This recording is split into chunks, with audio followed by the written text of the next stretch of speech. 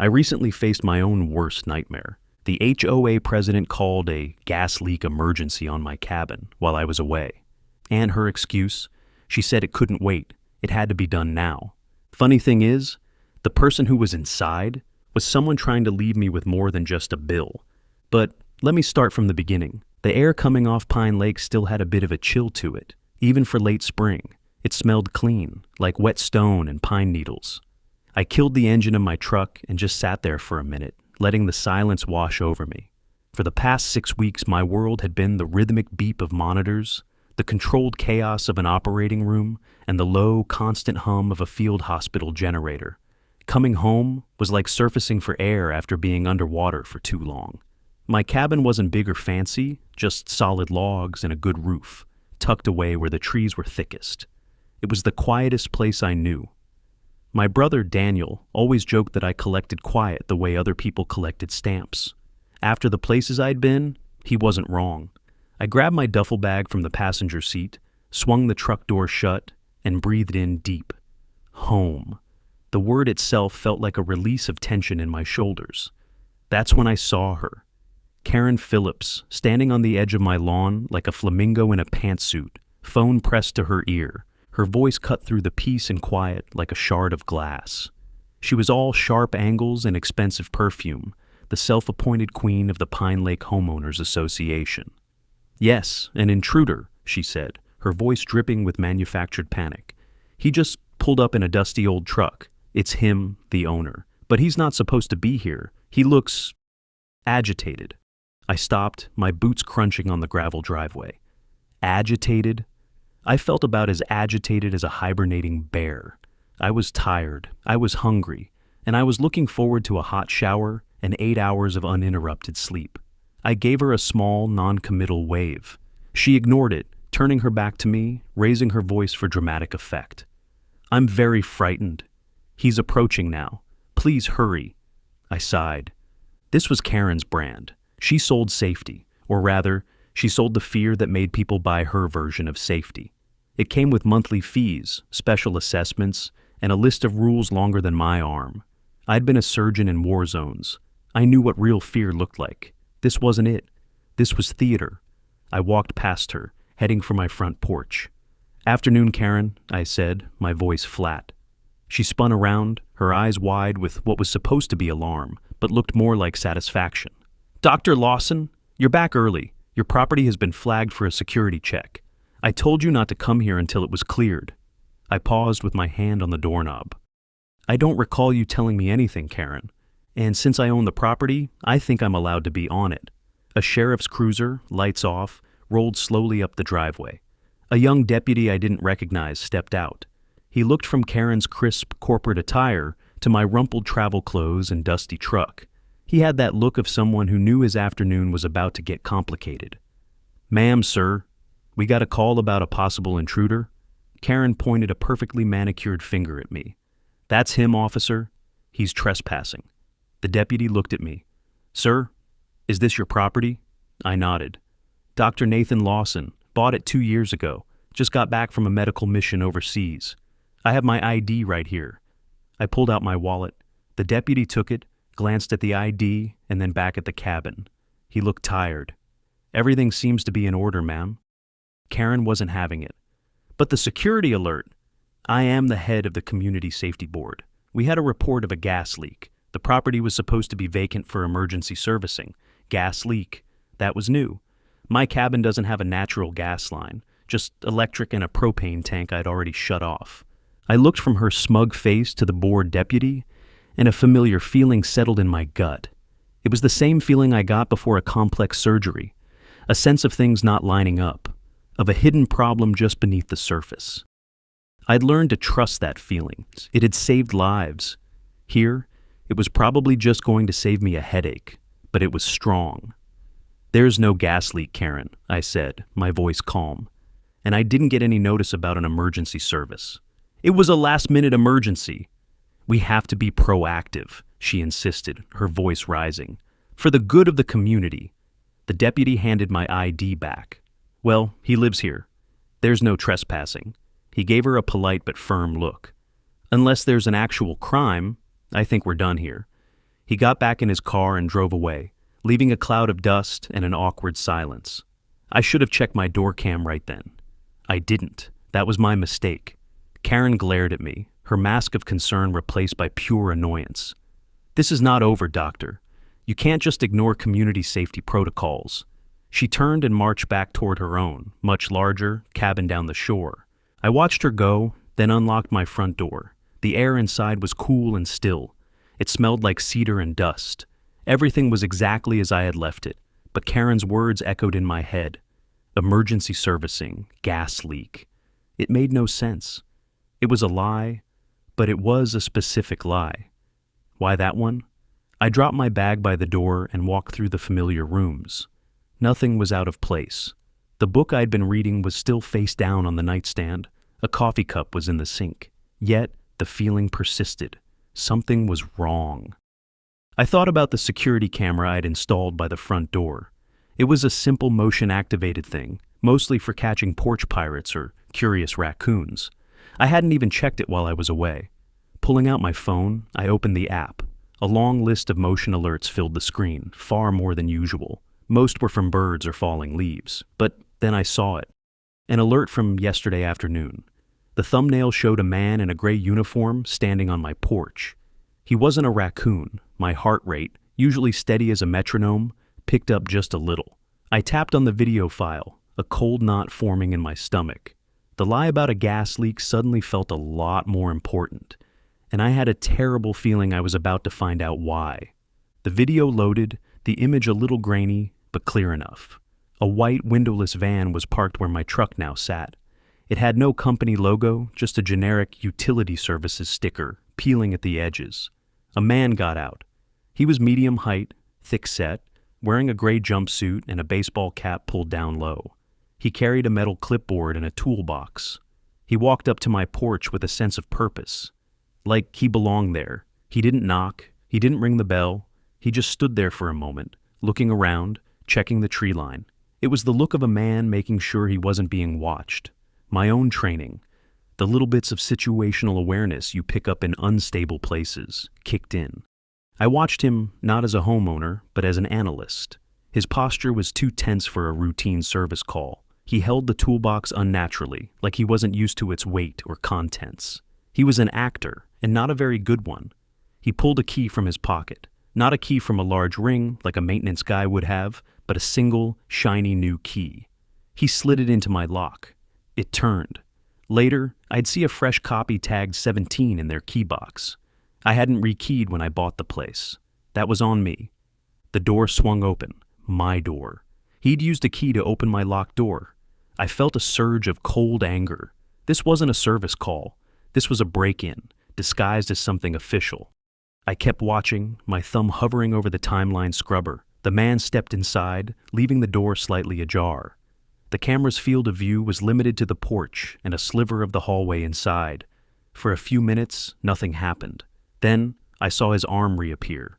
He was reaching for something outside the camera's view. A moment later, I saw what he was doing. He was near the floor, fiddling with the air intake vent for the furnace. I zoomed in. He had a small tool in his hand and was feeding a thin black wire into the ductwork. It wasn't a repair. It was an installation. A surgeon's eye for detail is a hard habit to break. I could see the precise, deliberate movements of his fingers. He wasn't checking for a leak. He was planting something. A bug, a camera. It didn't matter. He was violating my home, my quiet place, under the absurdly false pretense of safety. The word Karen had used. Safety. This was her doing. It had to be. The fake gas leak story was the cover. This man was her agent. But why? What could she possibly want from me? I'm a surgeon. I fix people. I go away for a few months. I come home to be left alone. I'm not interesting. I don't have secrets. My brother Daniel had warned me about aggressive HOAs when I bought the place. He's a lawyer, and he sees the worst of people fighting over the dumbest things. He'd told me to read every bylaw, to document everything.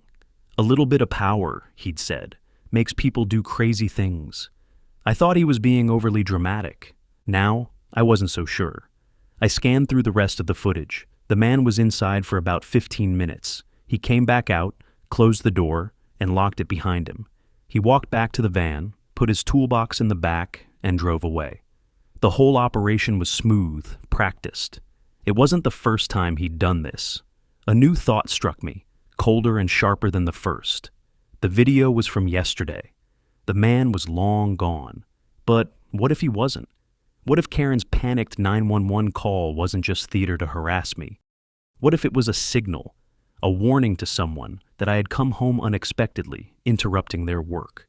What if there was a second man, another utility worker, still inside my house? The silence of the cabin, which had been so comforting just minutes before, now felt heavy and threatening. Every creak of the floorboards, every rustle of leaves outside, sounded like a footstep. My world-weary side, the part of me that had seen the worst of human nature in field hospitals, kicked into high gear. People under pressure are predictable. An operative caught by surprise has two options: run or fight. I didn't know which one this man would choose. My eyes scanned the room. The fireplace poker was leaning against the hearth, heavy, solid iron. Not a weapon, but it would do. I picked it up, the weight of it feeling unfamiliar but necessary in my hand. My movements became methodical, the way they did in the operating room. One step at a time, clear the space, assess the situation. Don't rush. I started with the main living area, then the kitchen. Nothing.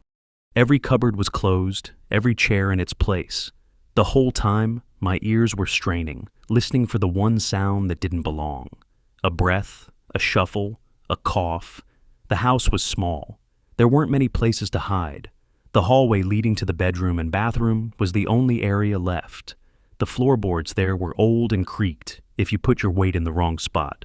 I moved slowly, keeping my back to the wall, my grip tight on the poker. The bedroom door was slightly ajar, just as I'd left it.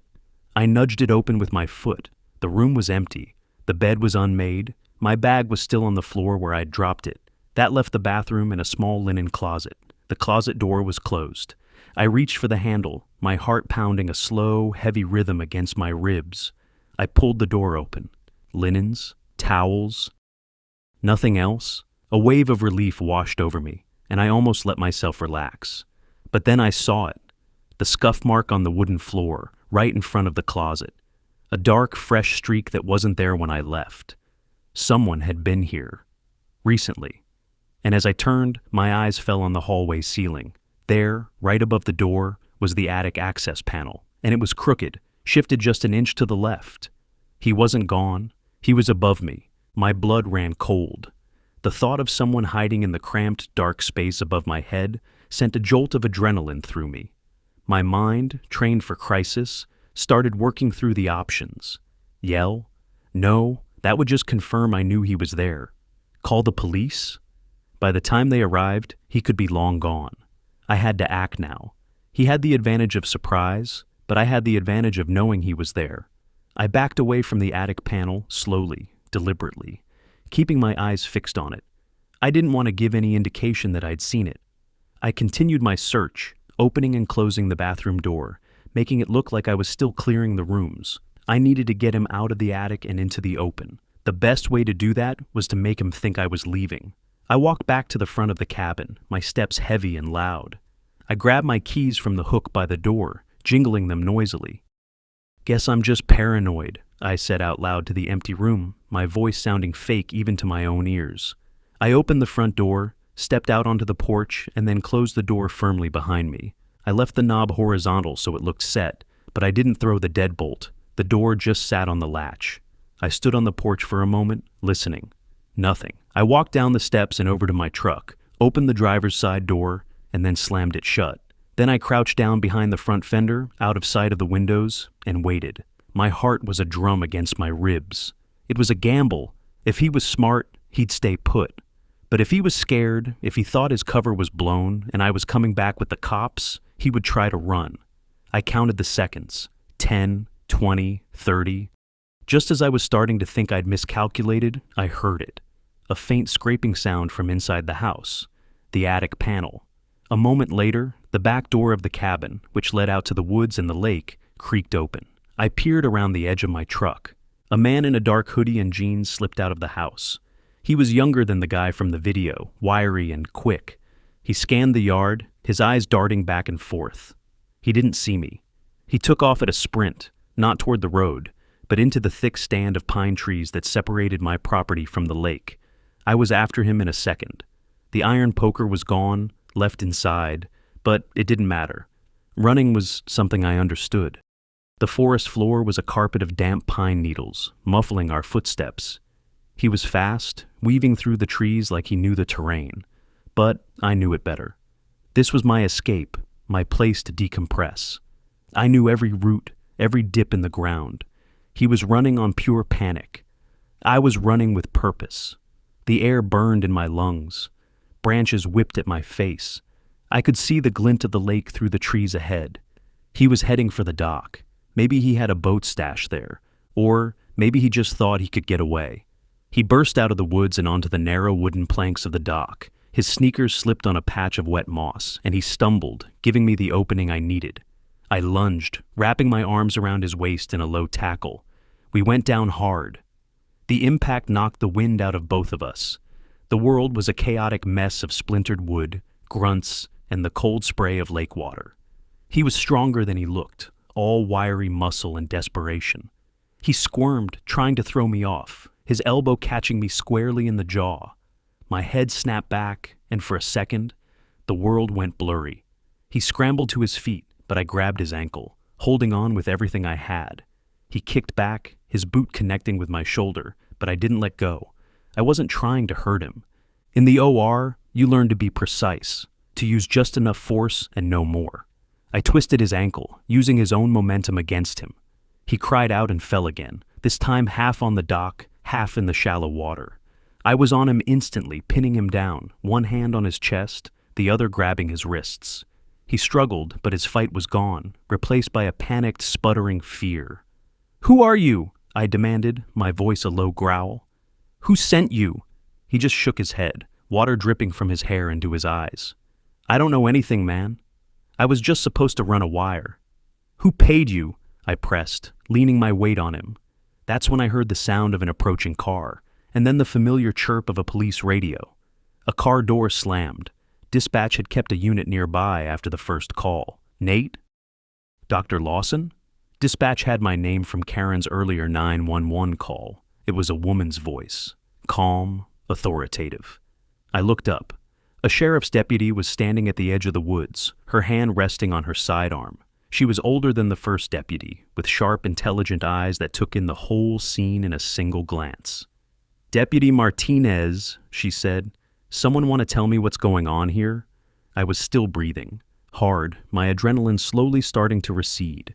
I looked down at the shivering man pinned beneath me, then back at the deputy. "I think," I said, my voice hoarse, "this man was in my attic. And I have a feeling his van is parked somewhere nearby." Deputy Martinez didn't even blink. She just nodded, her gaze shifting to the man on the dock. It was a look I recognized. It was the look of someone who had just found the first piece of a very large, very complicated puzzle, and she was ready to start putting it together. Deputy Martinez was the kind of person who radiated competence. She moved with an economy of motion, her questions were sharp and to the point, and she listened to the answers. While another officer cuffed the man from my attic, whose name turned out to be Leo, Martinez walked with me back toward the house. I gave her the short version. Coming home early, Karen's bizarre 911 call, the door cam footage of the first man, and finding the second one in my attic. She took it all in without interruption, her expression unreadable. "Karen Phillips," she said, the name tasting like something sour. "She keeps our dispatchers busy. We found the white van parked in a small, wooded pull-off about a quarter-mile down the road, well hidden from passing cars. It was exactly the one from my video. Leo, now sitting in the back of a patrol car, refused to say a word. But the van was another story.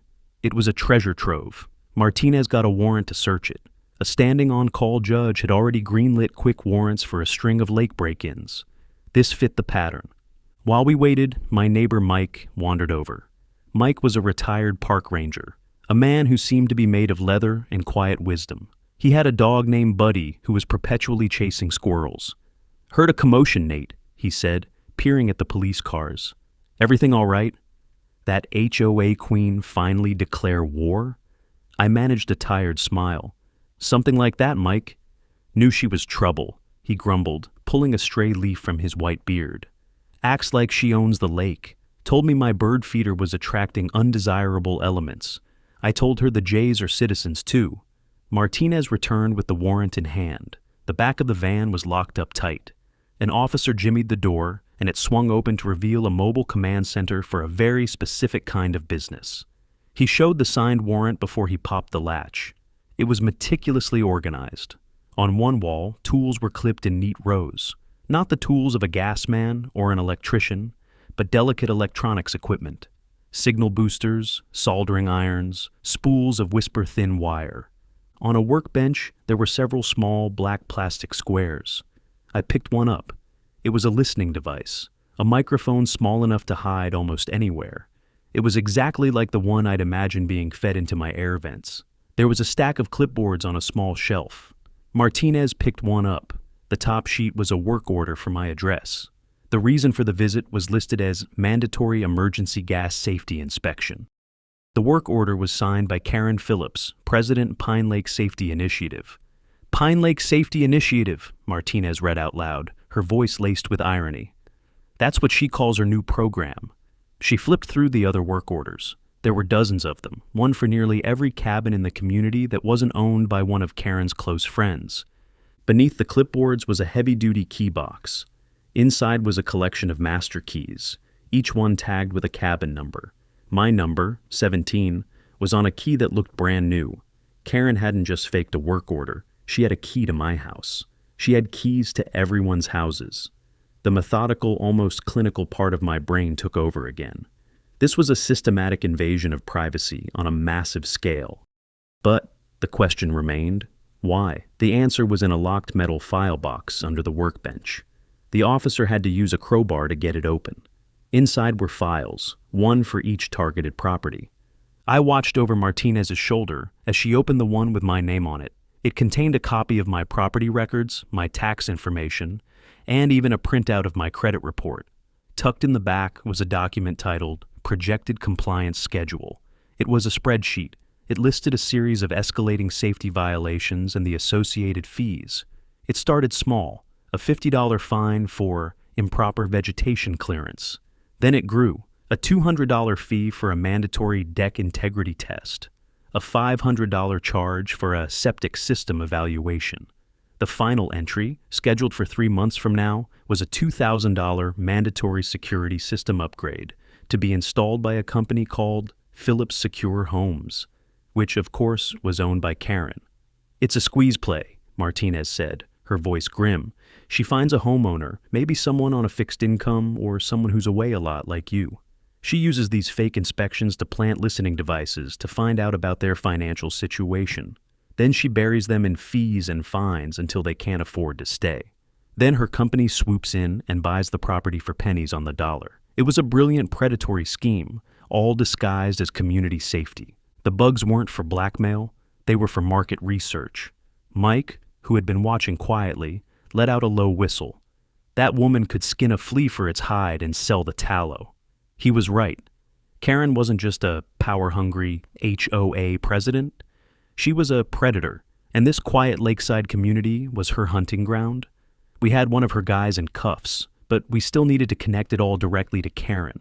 The work orders had her name on them, but she could claim her signature was forged. We needed something more. Martinez closed the van doors. She's smart, the deputy said. She's insulated herself. We have her employees, but they'll lawyer up. Getting her to confess will be next to impossible. I thought about Karen's perfectly polished image, her confident speeches about safety and community. She thrived in the public eye. So maybe that's where we had to fight her. Not in a courtroom, not yet. But in the one place where she felt most powerful. There's an HOA meeting tomorrow night, I said, the idea forming in my mind. She'll be there.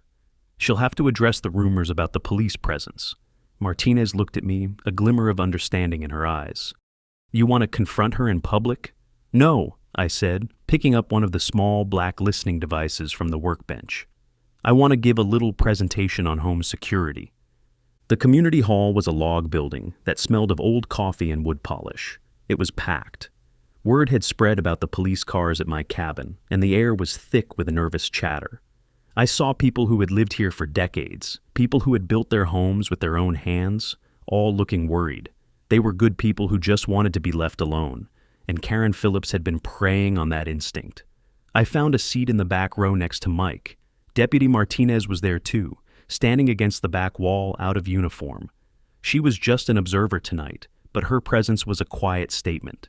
Karen stood at the podium at the front of the room, looking radiant. She wore a cream-colored suit and a smile that was both dazzling and predatory. She projected an aura of complete control. She tapped the microphone, and the room fell silent. "Good evening, everyone," she began, her voice smooth as silk. "I know there have been some unsettling rumors today, and I want to address them directly. As part of our new Pine Lake Safety Initiative, we have been conducting proactive security checks on properties that have been identified as high risk." She paused, letting the words sink in. "Unfortunately, there was a misunderstanding today involving one of our newer residents, Dr. Lawson. It seems he was not aware of the scheduled emergency maintenance." She gave me a condescending smile. A few people turned to look at me. I just sat there, my face impassive. "I want to assure you," she continued, "that everything is under control. The sheriff's department was called, a report was filed, and the matter is closed. Our initiative is working. We are making this community safer, one home at a time." It was a masterful performance. She'd twisted the narrative, turning her criminal enterprise into a public service and painting me as an uncooperative outsider. She was counting on the fact that no one would dare challenge her. It was time to change that. I stood up. "I have a question, Karen." A murmur went through the crowd. People didn't ask Karen questions. They listened to her decrees. Her smile tightened. "Dr. Lawson, this isn't really the forum for individual complaints." "It's not a complaint," I said, my voice carrying easily in the quiet room. I started walking toward the front. "It's more of a product demonstration. You see, I'm very interested in this new safety initiative, especially the advanced technology your teams are using." I reached the front of the room and stood beside the podium. I held up the small, black listening device we'd found in the van. It was logged into evidence an hour ago. It was tiny, resting in the palm of my hand. "For example," I said, "we pulled this from their van after my emergency maintenance. Can you tell us what it is?" Karen's eyes widened almost imperceptibly. A flicker of panic before the mask slammed back into place. "It's a standard moisture detector," she said smoothly, "to detect plumbing leaks before they become a major problem. It's part of the premium safety package." The lie was so quick, so plausible. I could see some people in the audience nodding, ready to believe her. "A moisture detector," I repeated, turning the device over in my hand. "That's fascinating, because it looks an awful lot like a battery-powered long-range audio transmitter. A bug." The word hung in the air. Bug. The murmuring in the crowd grew louder. Karen laughed, a brittle, sharp sound. "Doctor, I think your time in those stressful environments has made you a bit paranoid. That is a state-of-the-art piece of home protection equipment. Then you won't mind if I show everyone how it works," I said. I set my phone down and pulled a pocket RF receiver with a speaker from my coat. I'd spent the afternoon with a friend from my Army days who knew about this stuff. He'd shown me how to tune a small RF receiver to the device's frequency. I clicked the receiver on and spun the dial, static, then my own breath through its tiny speaker. I held the device close and spoke. "Testing, 1, 2, 3. My voice came out of the receiver, loud and clear. It was undeniable. It wasn't a moisture detector. It was exactly what I said it was, a listening device. I held it up for everyone to see. "This is what Karen Phillips's safety initiative is all about," I said, my voice steady and clear. "It's about putting these in your homes, in your walls, in your bedrooms, listening to your private conversations, not to keep you safe from burglars, but to find out if you're financially vulnerable, so she can fine you and fee you until you're forced to sell your home to her." An uproar erupted in the hall. People were on their feet, shouting, pointing at Karen. Her face had gone pale. The confident smile was gone, replaced by a snarl of pure fury. She grabbed the microphone. "This is an outrage! He's a disgruntled resident making wild accusations. This meeting is over." She was losing control, and she knew it. She tried to push past me, but the crowd was surging forward, demanding answers. It was Mike who spoke up, his deep voice cutting through the noise. "I think we'd all like to hear an explanation, Karen." All eyes were on her. The Queen was cornered in her own court. She looked at the angry faces of her neighbors, the people she had been systematically targeting. She looked at me, her eyes filled with hate. Then she looked at Deputy Martinez, who was now walking slowly toward the front of the room. Karen's face hardened into a mask of defiance. "There will be an official inquiry," she spat, "and I will be fully exonerated. In the meantime, as a matter of public safety, Doctor, Lawson's property is scheduled for a full, mandatory structural inspection tomorrow morning at 9 o'clock. His dock appears to be in violation of several community codes. It was a direct threat, a blatant act of retaliation in front of the entire community. She was doubling down, using the very system she'd created to punish me for exposing her." The room fell silent again, shocked by her audacity. She pushed her way through the stunned crowd and stormed out of the hall. The battle was out in the open now, and Karen had just made it clear she had no intention of backing down. She was going to try to break me, and she was going to use the full power of her corrupt system to do it. The next morning, a third-party inspector contracted by the county pulled up promptly at 9. He had a sour face and a clipboard, the universal uniform of someone who enjoys wielding minor authority. His name was Mr. Henderson, and he walked with the self-important air of a man who was very certain he was going to find a problem. Mike was already on my porch, holding 2 mugs of coffee. He'd seen the county vehicle pull up. "Reinforcements have arrived," he announced, handing me a mug. "Figured you might need some moral support, and coffee." "Thanks, Mike," I said, taking a sip. The coffee was black and strong, just how I liked it. Henderson ignored us completely.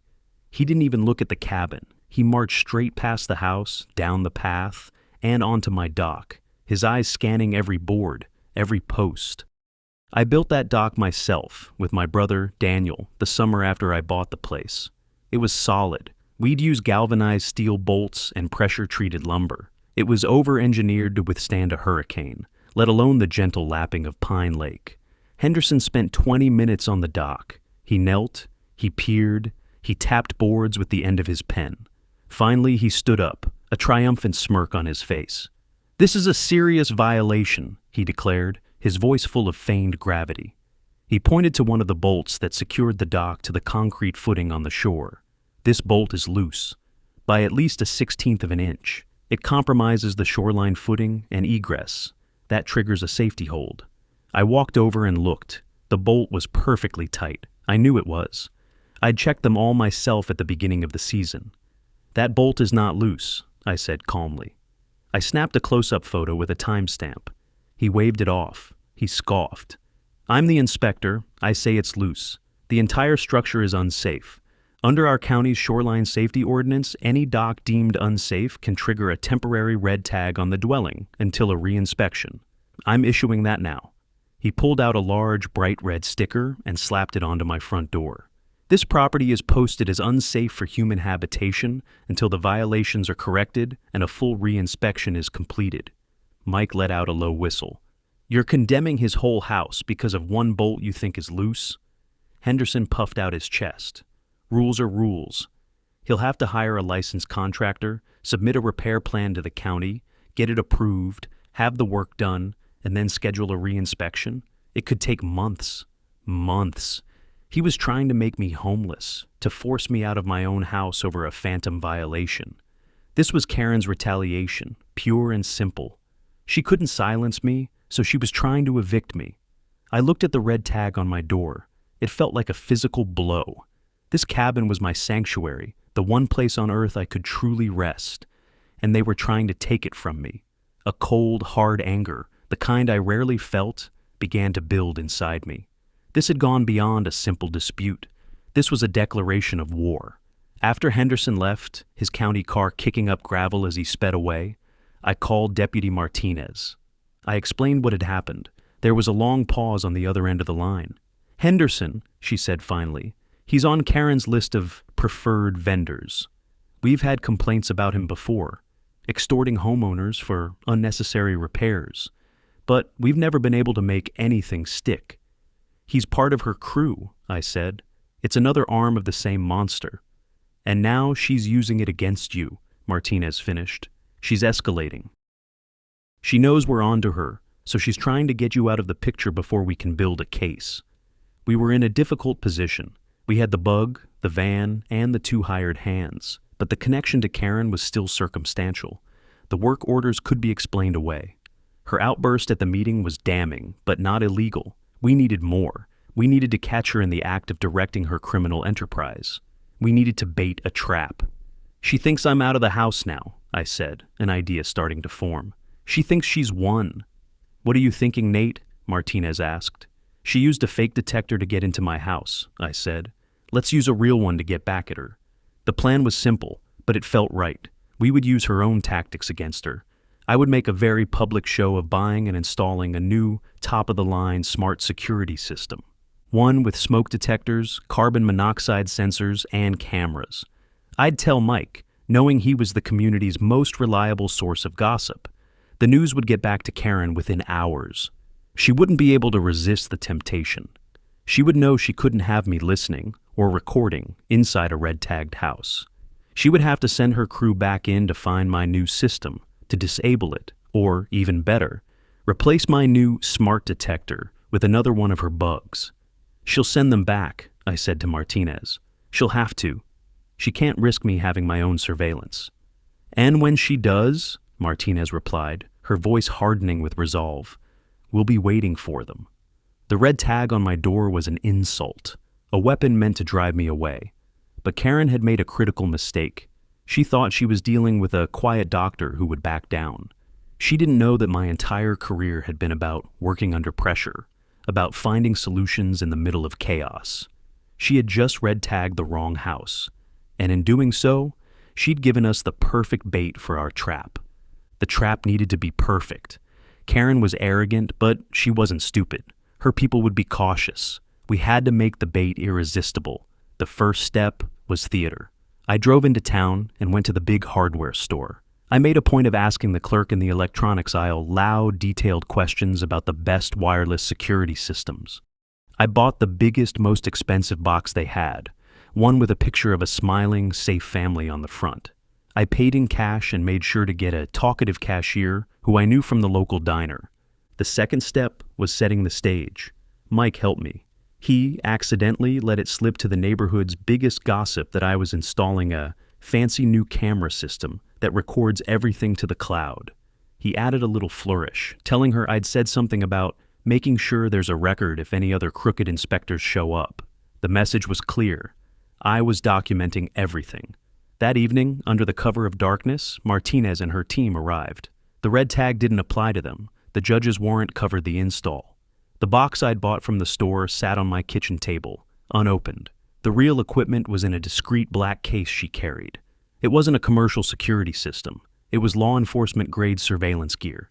We chose a smart smoke detector as the decoy, just as planned. It was a perfect shell. From the outside, it looked like any other detector, but inside, instead of a smoke sensor, it housed a high-resolution, wide-angle camera with night vision and a sensitive audio recorder. We installed it in the main hallway, right where the old, non-functional detector had been. It had a perfect view of the front door, the living room, and the hallway where the attic access was. Martinez's tech guys synced it to a secure network. They could watch and listen in, real-time, from a surveillance van parked a few roads over. With the trap set, I had to leave. The red tag on the door meant I couldn't legally stay there. I packed a small overnight bag and went to stay with Mike. It was the hardest part, leaving my home, knowing that strangers were going to break into it again. But it was necessary. We waited. The first day passed with no activity. The second day was the same. I started to worry that she wouldn't take the bait.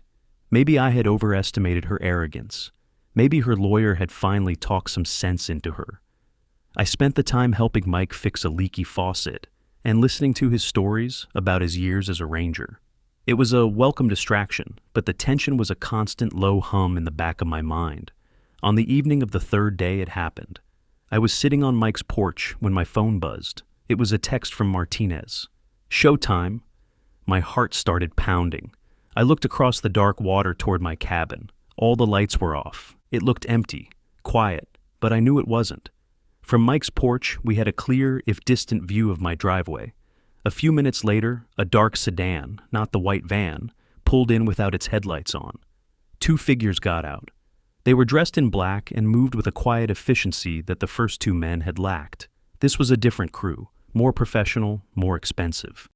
"She's escalating," I murmured. Inside the surveillance van, Martinez and her team were watching the live feed from the decoy detector. I had the audio feed patched through to an earpiece. I heard the faint click of my front door lock being picked. Then, the sound of the door creaking open. 2 voices, hushed and professional. "Okay, we're in," the first voice said. "Sweep for RF signals. He bought the Safe Home 3000 kit. The main panel should be in the living room. Find it, disable it, and get out." "What about the detector?" the second voice asked. "Boss wants it swapped. She wants our eyes in here, not his." I heard them moving through the house. The sounds were magnified in my ear. The soft tread of their boots on the wood floor, the rustle of their clothing. Then, a new sound, a metallic click. A flashlight beam cut through the darkness on the video feed Martinez was watching on her monitor. I could only listen. "Here it is," the first voice said. "The new smoke detector, right where the intel said it would be. Give me a boost." There was a grunt, and then I heard the sound of the decoy detector being twisted from its base. The audio feed from my earpiece went silent for a heart-stopping second, then sputtered back to life as the device was jostled. They had it in their hands. "Got it," the voice said. "It's the right model. Get the replacement." That was the signal. "Now," Martinez said into her radio. Her team had, under the warrant, tied a remote relay into my floodlight circuit earlier that day. The cabin's exterior floodlights snapped on, bathing the entire property in brilliant white light. At the same time, 2 sheriff's cruisers that had been hidden down the road screeched into the driveway, their headlights pinning the dark sedan. Officers poured out, weapons drawn. "Sheriff's Department, you are under arrest." The signed warrant named my address and the crew by description. I heard a crash from inside the house, the sound of my living room window breaking. One of the men was trying to make a run for it, but Martinez had anticipated that. 2 more officers were waiting at the back of the cabin. There was a brief scuffle, a shout, and then the satisfying sound of handcuffs clicking shut. It was over. The trap had worked. Martinez's voice came through my earpiece, calm and professional. "We have them, Nate, both of them, and we have the bug they were trying to plant." I let out a breath I didn't realize I'd been holding. We had them. We had the whole crew. And as the officers were leading the 2 men in black to a patrol car, one of them, a man who looked like he had a lot to lose, looked directly at Deputy Martinez and said the magic words. "I want to make a deal. I can give you the person who hired us. Her name is Karen Phillips." The news of the arrests spread through the Pine Lake community like wildfire. This time, there were no rumors, no whispers. There was a busted window on my cabin, yellow police tape across my driveway, and 2 professional burglars in custody who were singing like canaries. The name on their lips was Karen Phillips. The entire dynamic of the community shifted overnight. The fear that Karen had cultivated for so long curdled into anger. Her power had always been based on the illusion of control and the implied threat of retaliation. Now, with her crew in jail and the police building a rock-solid case, the illusion was shattered. I expected Karen to lawyer up and disappear. I was wrong. Her ego, it turned out, was even bigger than her criminal ambition. She panicked. That evening, as the sun was setting over the lake, casting long shadows through the pines, Mike and I were on his porch, watching the light change on the water. We saw her before we heard her.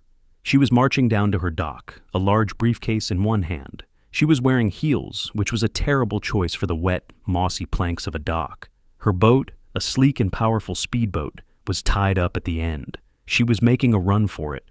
"Well, I'll be," Mike said, lowering his binoculars. "The Queen is abandoning her castle." She was frantic, throwing off the ropes that tied her boat to the dock. She tossed the briefcase into the boat and then tried to climb in after it. That's when it happened. Her heel slipped on a patch of wet wood. Her arms flailed, reaching for something to grab onto, but there was nothing. She went down hard. There was a sickening crack as her arm hit the sharp edge of the dock, followed by a loud splash as she tumbled into the cold, dark water. For a second, there was silence. Then, a choked gasp. She surfaced, sputtering, her face a mask of shock and pain. Her left arm was bent at an unnatural angle. I didn't think, I reacted. The years of training, the instinct drilled into me in emergency rooms and field hospitals, took over. She wasn't Karen Phillips, the antagonist, the criminal. She was a patient, a person in distress. "Call 911, I yelled at Mike as I took off at a dead sprint toward her dock. I hit the wooden planks at full speed, my boots skidding but holding. I jumped into the waist-deep water. It was shockingly cold, stealing my breath. Karen was struggling, her good arm flailing weakly, her head starting to slip under the surface. The shock and the cold were overwhelming her. I reached her, sliding one arm under her back and the other under her knees. "I've got you," I said, my voice calm and steady, the voice I used with frightened patience. "Just try to relax. I'm going to get you out of the water." I half lifted, half dragged her onto the dock. She was shivering violently, her lips turning blue. Hypothermia was setting in fast. Her left arm was clearly broken, a compound fracture with bone visible through the skin. She had a nasty gash on her forehead that was bleeding freely. First things first.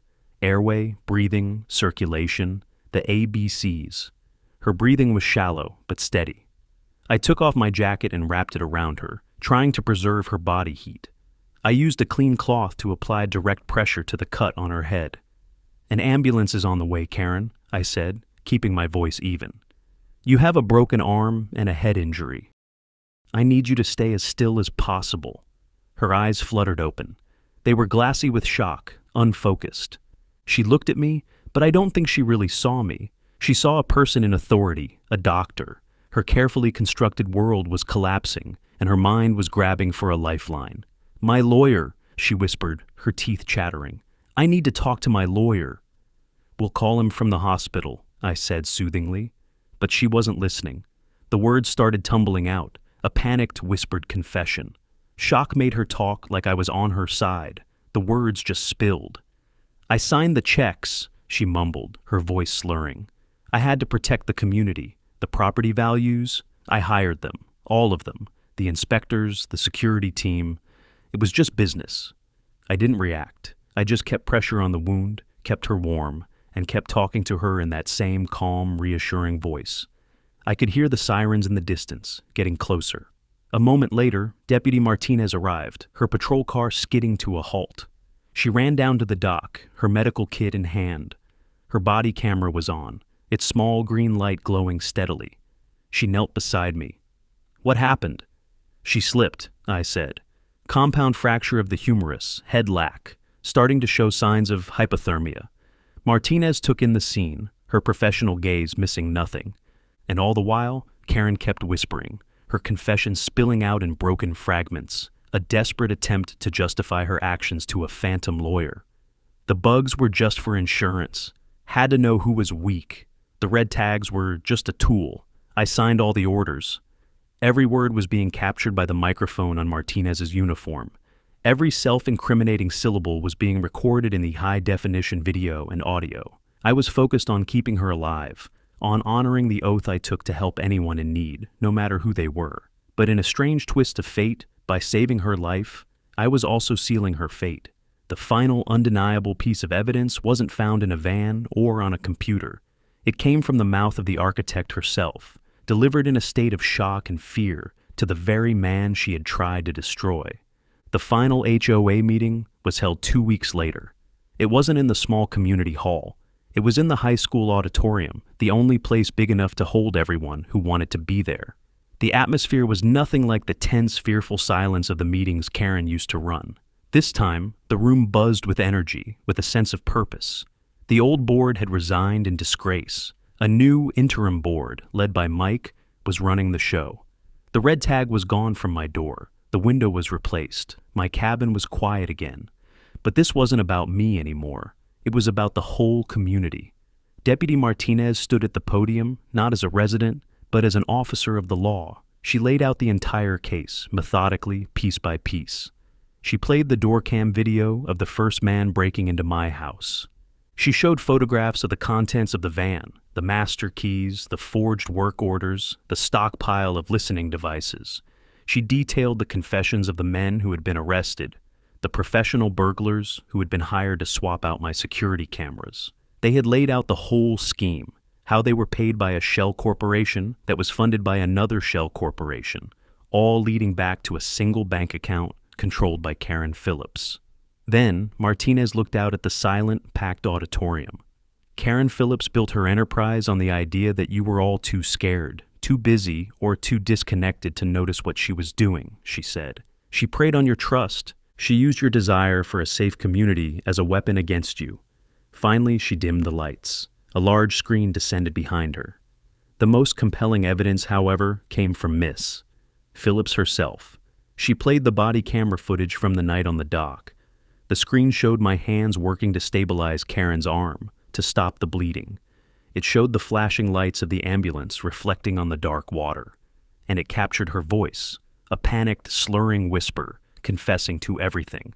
I signed the checks. I hired them. It was just business.